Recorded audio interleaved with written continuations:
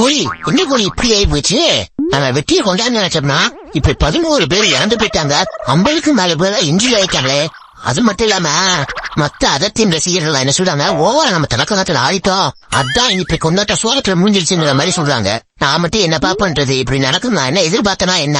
18 வருஷமா நானும் புஷில கூடுத்து அடிச்சு ராப்பகல தூக்கம் இல்லாம எப்பயும் அந்த கப்பா வின் பண்ணிடுறோம் அப்படின்னு நினைச்சப்ப வின் பண்ணேன்.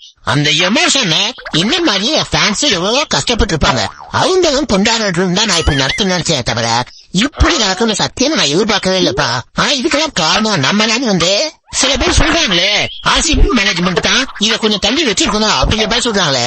எப்பா நாங்க என்னம்மா அந்த ரோட் ஷோ தான் கேட்டோம். கவர்மெண்ட்டும் சில அரசியல்வாதிகள் சேர்ந்து இத ஸ்டேடியத்துல வச்சு பிரம்மாண்டமா கொண்டாடலாம்னு சொல்லிட்டு சம்பந்தம் இல்லாம ஆர்சிபி கொடி மட்டும் இல்லாம அவங்க கட்சி கொடியெல்லாம் உள்ள கொண்டு வந்து அவங்க அரசியல் லாபத்துக்காக இதை வச்சு அவங்களும் ஸ்கோர் பண்ணிக்கிறதுக்காக இங்க வச்சு கேம் விளையாடிட்டாங்கப்பா. ஆனா சத்தியமா இப்படி 11 பேர் இறந்து போவாங்க, 50க்கும் மேற்பட்ட பேர் இன்ஜூரி ஆகும் எனக்கு தெரியவே தெரியாதுப்பா. வெரி சேட்பா.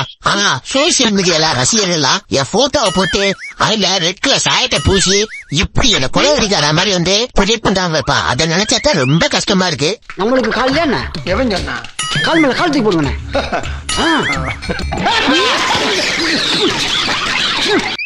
நான் செவனே தானா போய்க்கிருந்தேன். கௌரவம்னு என் கௌரவத்தையே ஆரம்பிச்சிட்டீங்களா?